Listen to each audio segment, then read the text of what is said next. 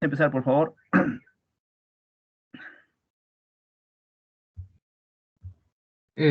Sí, doctor. Mi compañero Pablo.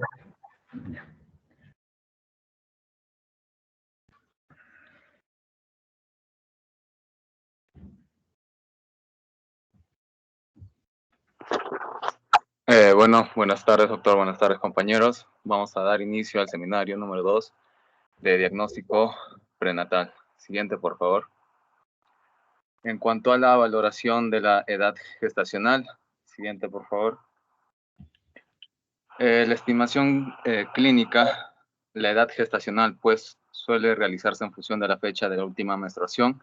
Además de la exploración física, también puede ser útil la auscultación de los ruidos cardíacos, fecales y la percepción materna de los movimientos fetales. Siguiente, por favor. La ecografía es el método más preciso para calcular la edad gestacional. Durante el primer trimestre, la longitud cráneo-caudal puede ser un predictor adecuado de la edad gestacional. A partir de la octava semana y 6 días, si la longitud entre la coronilla y el coxis fetal y la última menstruación muestran una diferencia superior a 5 días, la ecografía es la técnica que mejor calcula la edad gestacional. Pasadas las 14 semanas, la medición del diámetro biparietal, la circunferencia craneal, la circunferencia abdominal y la longitud del fémur son las determinaciones que permiten establecer con mayor precisión la edad gestacional. Sin embargo, debido a la variabilidad biológica normal en el crecimiento fetal, la fiabilidad de esta estimación de la edad gestacional utilizando la biometría disminuye a medida que la edad aumenta. Siguiente, por favor. Diagnóstico prenatal de las enfermedades fetales. Siguiente, por favor. En este caso tenemos dos tipos de pruebas. Se dispone de dos tipos en detección y diagnósticas. Las pruebas de detección o cribado, como en las que se realiza a partir de una muestra de sangre materna o mediante una ecografía, son seguras aunque relativamente inespecíficas. Una prueba de detección positiva, la existencia de antecedentes familiares preocupantes o una exploración ecográfica que sugiere anomalías o aneuploidía, pueden recomendar la realización de esta prueba diagnóstica.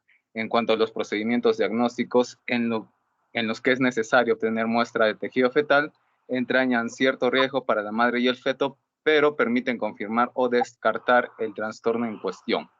Siguiente, por favor. Detección mediante el análisis del suero materno durante el embarazo, pues para valorar el riesgo de que el feto sea portador de un defecto del tubo neural o tenga aneuploidía. Para detectar los defectos del tubo neural, se mide la concentración de la alfa-fetoproteína sérica materna entre 15 y 22 semanas de gestación. En el 70 y 85% de los fetos con espina bífida abierta y en el 95% de aquellos con anencefalia se aprecia un aumento de la alfa-fetoproteína sérica materna a más de 2.5 veces con respecto a la media para la edad gestacional. La ecografía que intenta detectar signos craneales o intracraneales como cambios en la forma de la cabeza o deformación del cerebelo como es el signo del plátano que son secundarios al efecto del tubo neural, aumenta la sensibilidad de esta prueba para la detección visual de la espina bífida abierta. En cuanto a la detección de aneuploidía en el segundo trimestre, alfa-fetoproteína sérica materna o detección cuádruple, las concentraciones bajas de alfa-fetoproteína sérica se asocian con anomalías cromosómicas. La alteración de las concentraciones de gonatrofina coriónica humana, de estriol no conjugado y de inhibina también pueden asociarse con anomalías cromosómicas fetales. En general, en un embarazo de un feto portador con trisomía 21, las concentraciones de HCG e inhibina son más elevadas de lo esperado y más bajas de estriol no conjugado.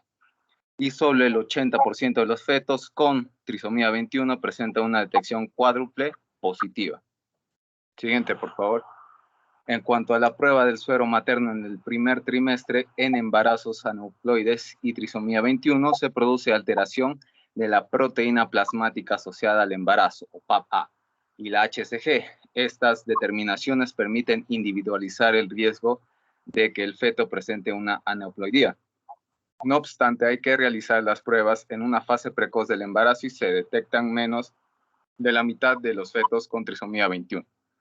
Siguiente, por favor. Detección mediante translucencia nucal en el primer trimestre. La valoración ecográfica del líquido en la nuca es marcador sensible de aneuploidía. Se pueden detectar aneuploidías en el 70-80% de los embarazos con aumento de la translucencia o pliegue nucal en la ecografía. Además, en numerosos fetos con anomalías estructurales, como la de la cardiopatía congénita, se aprecia un aumento del pliegue nucal. En cuanto a la prueba de detección combinada del primer trimestre, si se combinan los dos marcadores séricos maternos del primer trimestre, PAP-A y HCG, la medición y el pliegue nucal, se pueden detectar el 80% de los fetos con trisomía 21. Siguiente. La prueba combinada del primer trimestre y el segundo trimestre para trisomía 21. La diferencia principal de estos métodos estriba en comunicar o no a los padres el resultado del primer trimestre.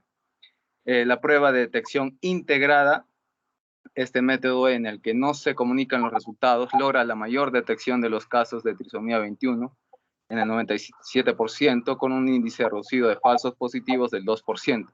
Consiste en una ecografía durante el primer trimestre y una prueba sérica materna en el primero y en el segundo trimestre, antes de comunicar el resultado a los padres. Y la prueba secuencial, existen dos formas de realizar esta prueba. En ambos casos se comunican los resultados a los padres, lo que significa que revelan los resultados que indican un riesgo elevado de trisomía 21 en el primer trimestre, pero se confirman con otra prueba de detección durante el segundo trimestre, bien sobre toda la población secuencial escalonada o solo sobre un subgrupo de mujeres que se consideran en riesgo intermedio secuencial contingente. Al comparar ambas pruebas secuenciales, sus índices globales de resultados positivos son similares, entre 2 y 3% respectivamente, y su sensibilidad es superior al 90% para la trisomía 21. Siguiente, por favor. La detección del ADN fetal sin células para identificar aneuploidía, pues sirve para detectar las trisomías 13, 18 y 21, así como aneuploidías en los cromosomas sexuales. El ADN fetal detectado en el suero materno de origen placentario puede detectarse desde las 9 semanas de gestación y evaluarse durante todo el embarazo. Las pruebas tienen alta sensibilidad y especificidad para trisomías 21 y 18, con una sensibilidad más baja para la trisomía 13. El valor predictivo positivo es menor en mujeres jóvenes por menor prevalencia de aneuploidía en esta población. El análisis de ADN fetal se enfoca en aneuploidías específicas, por lo que anomalías en otros cromosomas pueden pasar inadvertidos. Por lo tanto, no se recomienda en población obstétrica general. Cualquier resultado positivo del análisis del ADN fetal debe seguirse de una prueba diagnóstica, muestra de vellosidades coriónicas o amniocentesis, para su confirmación, ya que se considera como prueba de detección, más no diagnóstica. Siguiente, por favor. La ecografía después de la prueba de detección sérica para aneuploidía, pues la ecografía del segundo trimestre dirigida a la detección de aneuploidía es una buena herramienta de cribado. Su uso durante el segundo trimestre puede reducir un 50-60% riesgo de síndrome de Down. Para la aneuploidía permite reducir pues el riesgo estimado de trisomía 21. Siguiente, por favor. En las mujeres con antecedentes familiares de enfermedades genéticas en la que la prueba de detección sea positiva, muestren datos ecográficos de riesgo, se debe valorar lo que es la realización de pruebas diagnósticas. Cuando se lleva a cabo una prueba diagnóstica para una anomalía estructural, aprecia en la ecografía, está indicado el análisis de microordenamiento, microarray cromosómico. Si se realiza una prueba invasiva por un resultado positivo en una prueba de detección, puede efectuarse un microordenamiento cromosómico o un cariotipo. El diagnóstico prenatal de una enfermedad genética o una malformación importante permite al obstetra disponer de tiempo para informar a los padres, discutir las diferentes opciones y establecer un plan inicial. Incluso en algunos casos, el tratamiento se puede iniciar en el interior del útero. Siguiente, por favor. La biopsia de las vellosidades coriónicas, pues bajo el control ecográfico se obtiene una muestra de tejido placentario mediante un catéter insertado por vía transcervical o transabdominal cuando se realiza a las 10 semanas de gestación. Es la prueba que permite detectar de forma más precoz anomalías genéticas en el feto al analizar las células trofoblásticas. Cuando no es posible disponer de líquido amniótico o de muestras de sangre fetal, se puede llevar a cabo esta técnica por vía transabdominal. incluso hasta en el tercer trimestre de embarazo. Las mejores técnicas en la ecografía y en la biopsia de vellosidades coriónicas han reducido la incidencia de pérdida del embarazo a cifras muy próximas a las de la amniocentesis en el segundo trimestre. Y si se efectúa la biopsia de vellosidades coriónicas antes de las 10 semanas de gestación, puede asociarse con un aumento de riesgo de defectos fetales como reducción de extremidades o malformaciones oromandibulares. Siguiente, por favor. Se pueden efectuar preparaciones directas de las células citotrofoblásticas en rápida división, disposición de cariotipo en 2 días. Aunque la preparación directa disminuye la contaminación con células maternas, la mayoría de los centros analizan también células citotrofoblásticas cultivadas que son embriológicamente más similares al feto. Esta precisa de 8 a 12 días adicionales. Y aproximadamente en el 2% de las muestras de biopsia de vellosidades coriónicas se establece un diagnóstico de mosaicismo que identifica a las células cariotípicamente normales como anómalas en la misma muestra. Aproximadamente una tercera parte de los casos de mosaicismo que se encuentran en la biopsia de vellosidades coriónicas se confirman con una amniocentesis. Siguiente, por favor. Ahora pasamos a la amniocentesis en sí. Para obtener esta se tiene que extraer una muestra de líquido amniótico que rodea al feto con una aguja que debe estar bajo control ecográfico. Se van a extraer, bueno, los 20 mililitros que vamos a extraer posteriormente se van a recuperar a las 24 horas. Y desde un punto de vista técnico, la amniocentesis se puede realizar de forma precoz, desde las 10 a 14 semanas de embarazo. Sin embargo, la amniocentesis precoz antes de las 13 semanas está relacionada con un mayor riesgo de pérdida del embarazo del 1 al 2% y un aumento de la incidencia de pie equinovaro congénito. La realización de una amniocentesis con control ecográfico durante el segundo trimestre del embarazo se acompaña de un riesgo de pérdida fetal en la mayoría de los centros del 0.51%, por lo que se suele esperar el segundo trimestre. La siguiente, por favor.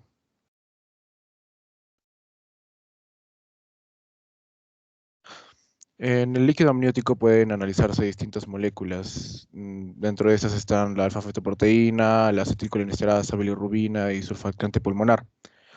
Y algunos de los resultados que podemos encontrar es en sí el aumento de la concentración de la alfa-fetoproteína unida a la presencia de la acetilcolinesterasa, lo cual nos va a indicar la existencia de un defecto del tubo neural, con una sensibilidad superior al 98% en ausencia de contaminación de la muestra de líquido con sangre fetal.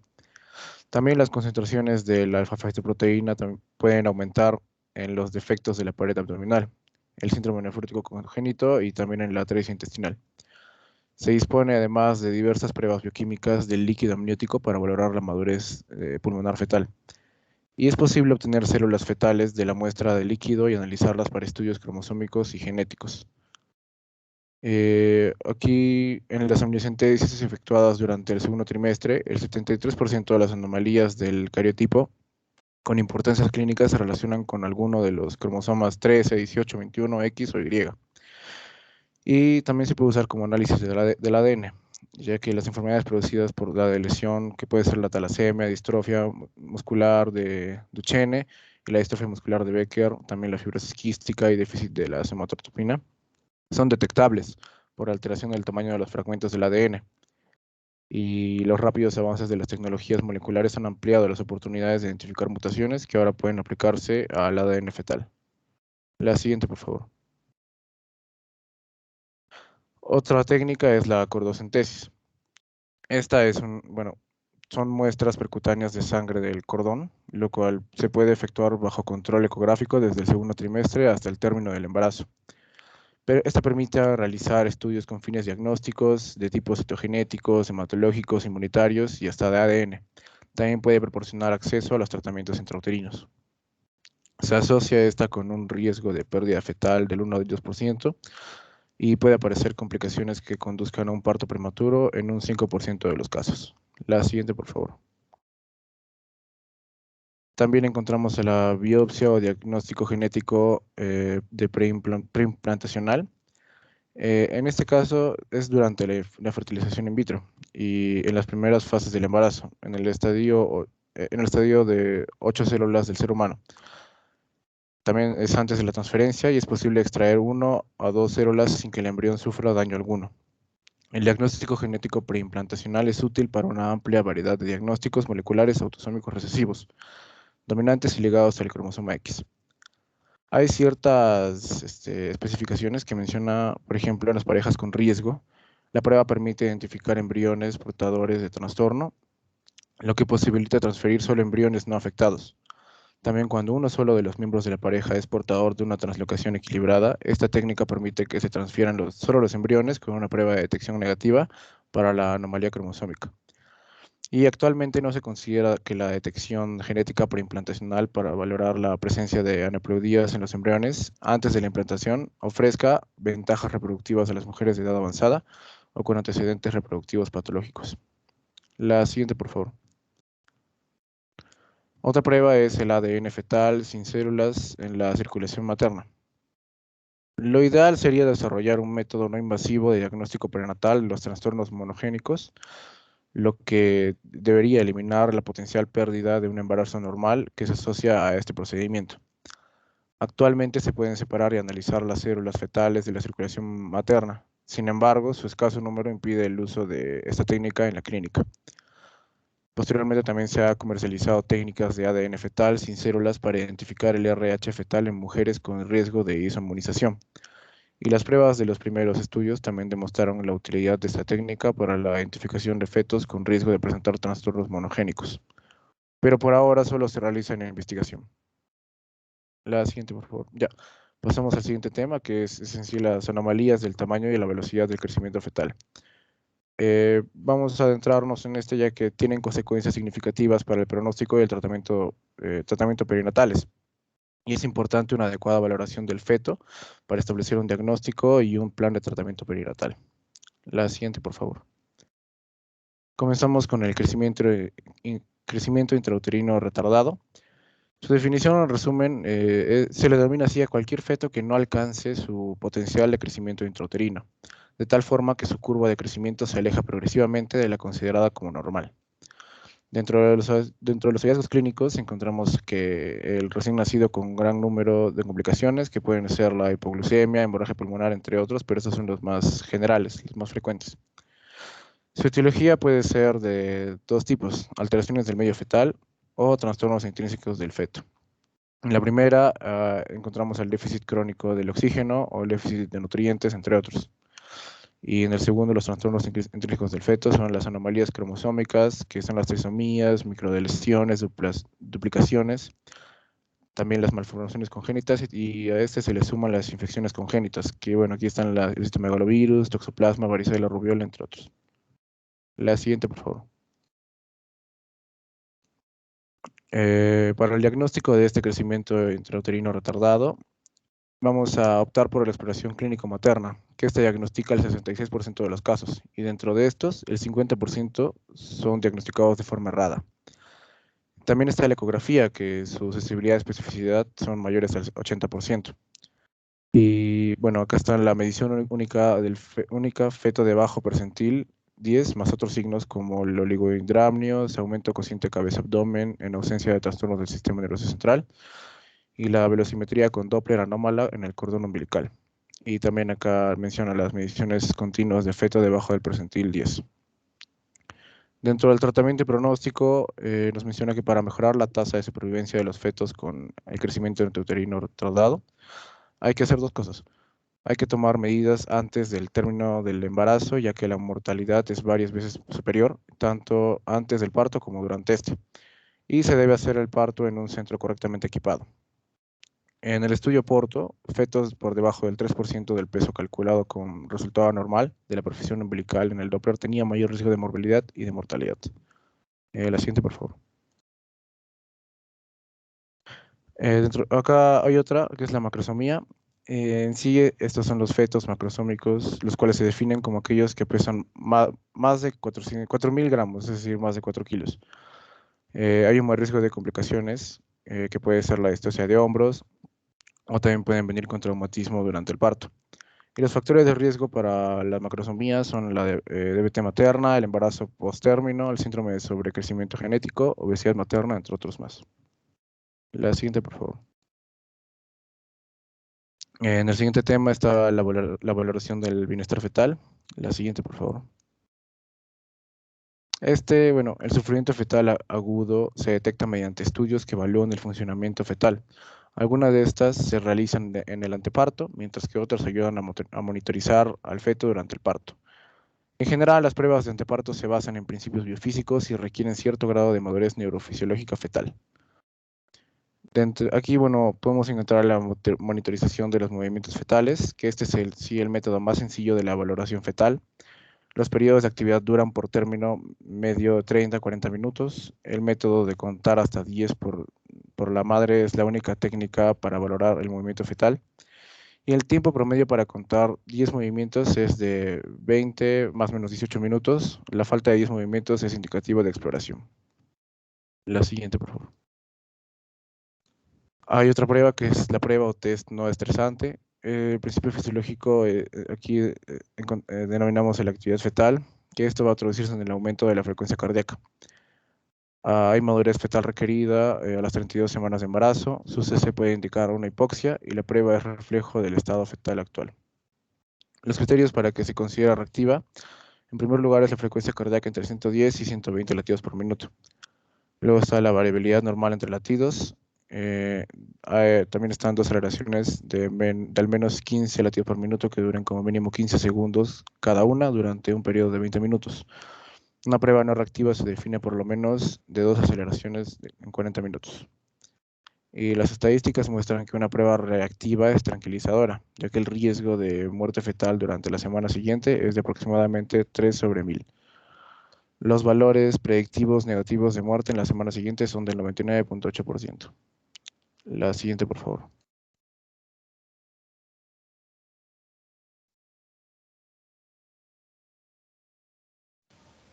En cuanto a la prueba de tolerancia a las contracciones, esta es una prueba para confirmar los resultados de la prueba no estresante, es decir, que cuando esta sale no reactiva o es insuficiente. Se basa en las contracciones uterinas que pueden afectar al feto si es que no está sano. En condiciones de hipoxia, la frecuencia cardíaca fetal se va a ralentizar y va a dar una forma característica en las contracciones. Estas van a ser la desaceleración tardía.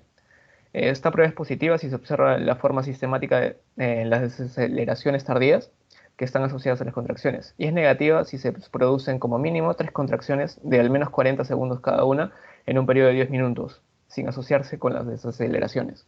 Un punto importante aquí es que si la prueba de tolerancia a las contracciones es positiva, después de un test no estresante no reactivo, la probabilidad de que el feto nazca muerto es de 88 de 1000. En cuanto al perfil biofísico, combina la prueba no estresante con otros parámetros. En una escala del 0 a 2 puntos, se cuantifica con la ausencia o la presencia de cada uno de los siguientes elementos.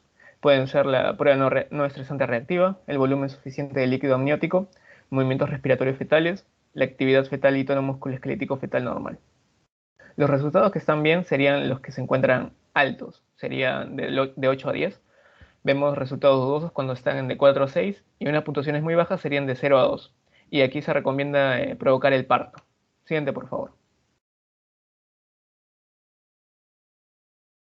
En cuanto a la velocidad del flujo sanguíneo en la arteria umbilical fetal, bueno, esta prueba se realiza mediante la ecografía Doppler. Es una técnica no invasiva que se utiliza para valorar la resistencia distal al flujo placentario. Las placentas con una función deficiente que tengan vasoespasmo o infartos extensos van a presentar una mayor resistencia al flujo. Esta prueba es la principal herramienta de valoración en los embarazos con crecimiento fetal retardado y no debe utilizarse como prueba de detección para la población obstétrica en general. En cuanto al Doppler, también puede emplearse para ver si hay riesgo de crecimiento retardado o anemia. Siguiente, por favor.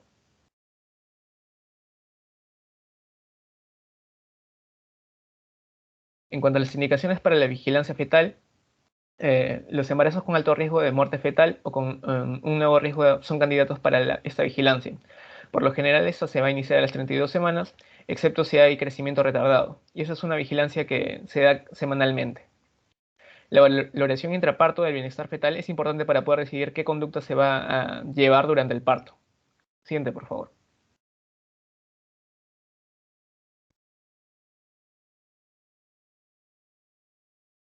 Ahora, hablando de la monitorización electrónica continua, este es un registro que va a mostrarnos de forma simultánea la frecuencia cardíaca fetal y la actividad uterina. En cuanto a la frecuencia cardíaca fetal, tenemos métodos no invasivos y un método invasivo. En los no invasivos tenemos la ecografía con electrodos, y en el invasivo un electrodo que va a la piel y nos va a mostrar el electrocardiograma fetal. La actividad uterina, aquí tenemos el tocodinamómetro, que nos muestra el ritmo y la duración de las contracciones, y el catéter, que mide la forma exacta de la presión intrauterina. Los parámetros que nos muestra la monitorización sería la frecuencia cardíaca basal de 110 a 160 latidos por minuto, que está presente durante los 2 minutos sin cambios. La variabilidad, que serían los latidos de 5 a 25 latidos por minuto. Encontramos aceleraciones de frecuencia cardíaca fetal y las desaceleraciones, que pueden ser precoces o tardías. Las precoces tienen una morfología simétrica y se acoplan a las contracciones uterinas. Y las tardías son evidentes descensos de la frecuencia cardíaca fetal y están asociadas a las contracciones. Siguiente, por favor. En cuanto a la clasificación de la monitorización intraparto, tenemos la categoría 1, 2 y 3. En la categoría 1, los trazos cumplen estos criterios que predicen el equilibrio ácido-base normal en el momento de la observación, y vemos criterios como la frecuencia inicial, que sería de 110 a 160, como hemos mencionado, la variabilidad, que está moderada, puede haber existencia o ausencia de aceleraciones. También para las desaceleraciones no se encuentran las tardías y podría haber las tempranas. En la categoría 2 es una que se considera indeterminada. En cuanto a la 3, tenemos que puede haber una ausencia de variabilidad inicial en la frecuencia cardíaca fetal, donde podemos ver desaceleraciones tardías recurrentes, desaceleraciones variables recurrentes también, y la bradicardia. También podríamos encontrar el patrón sinusoidal. Otra prueba es la muestra de sangre de cuero cabelludo fetal, que casi no se utiliza, pero esta nos va a determinar el pH y va a confirmar o descartar la hipoxia fetal. Esta prueba es normal cuando el pH es mayor o igual a 7.2. Siguiente, por favor.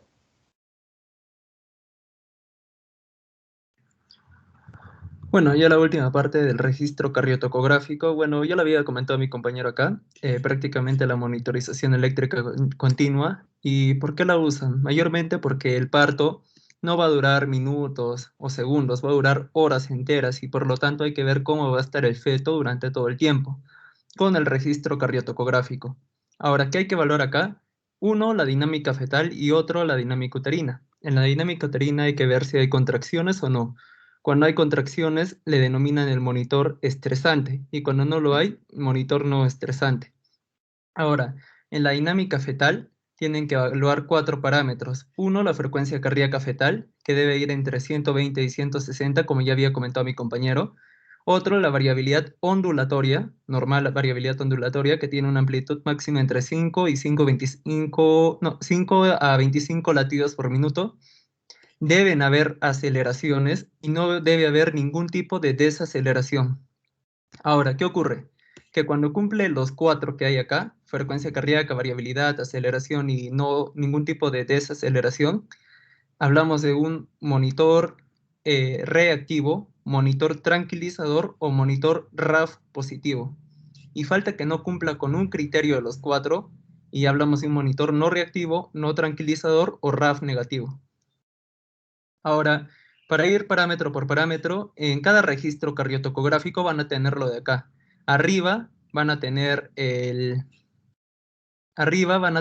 la dinámica fetal y abajo la dinámica uterina. Igual acá, dinámica fetal, dinámica uterina.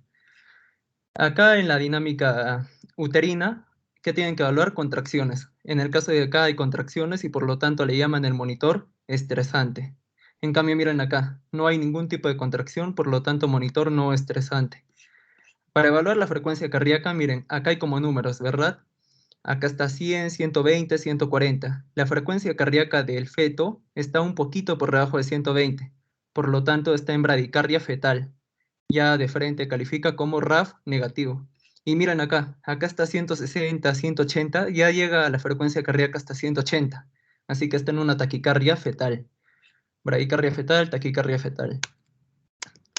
Bueno, acá para la variabilidad habíamos dicho que debe haber una variabilidad entre 5 a 25 latidos por minuto. Lo que están viendo acá, una variabilidad ondulatoria normal. pero miren acá la variabilidad no hay prácticamente, es como una línea recta. Le llaman la variabilidad silente. Y peor acá, parece la variabilidad ondulatoria, pero totalmente caótica. Acá le llaman la variabilidad saltatoria. Y bueno, cada uno de acuerdo a la definición que tiene. Acá, como habíamos dicho, tienen que haber aceleraciones, que es lo que ven acá. Los picos que van para arriba prácticamente. ¿Ok? ¿Y qué no debe haber? No debe haber ningún tipo de desaceleración. Acá quiero que vean algo. Cuando la desaceleración fetal coincide con la contracción uterina, hablamos de una desaceleración tipo 1, DIPS tipo 1, y tiene que ver con la compresión de la cabeza del feto, que va a activar un reflejo parasimpático. Pero cuando la desaceleración se encuentra luego de la contracción uterina, hablamos de una DIPS tipo 2 y tiene que ver con hipoxia fetal, lo cual refleja un muy, muy mal pronóstico. Y acá está. Y bueno, ya para terminar, un ejemplo de registro cardiotocográfico, lo que van a tener durante el parto. Primeramente, que había que evaluar la dinámica uterina. Hay contracciones y las hay. Por lo tanto, hablamos de un monitor estresante. Y ahora hay que evaluar la parte del feto. 4 parámetros. Uno, la frecuencia cardíaca fetal, que debe ir entre 120 y 160. Lo cumple. Está entre 130 aproximadamente. Luego hay que evaluar la variabilidad. Y tiene muy buena variabilidad, lo que le llaman la variabilidad ondulatoria. Ahora, ¿hay aceleraciones? Claro que la hay. Acá, acá, acá. Y no debe haber ningún tipo de desaceleración. Acá no hay ningún tipo y por lo tanto no hay ninguna. Concluimos que es un monitor RAF positivo. Falta que no haya cumplido con alguna de estas y entra definitivamente en RAF negativo, con lo cual el bebé tiene mal pronóstico y rápidamente hay que quitarlo, ya sea induciendo contracciones uterinas por oxitocina o hacer una cesárea de urgencia para quitar al bebé de ahí. Eso sería todo. Gracias.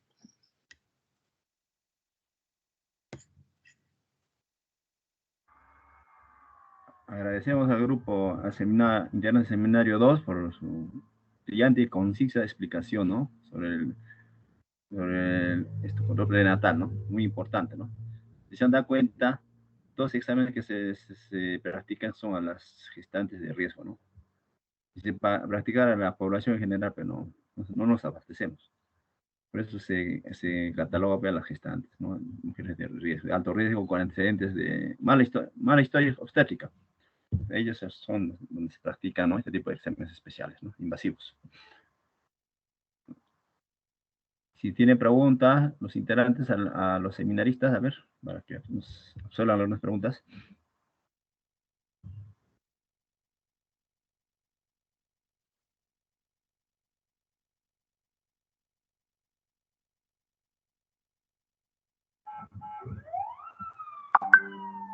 Creo que ha sido concreto, conciso.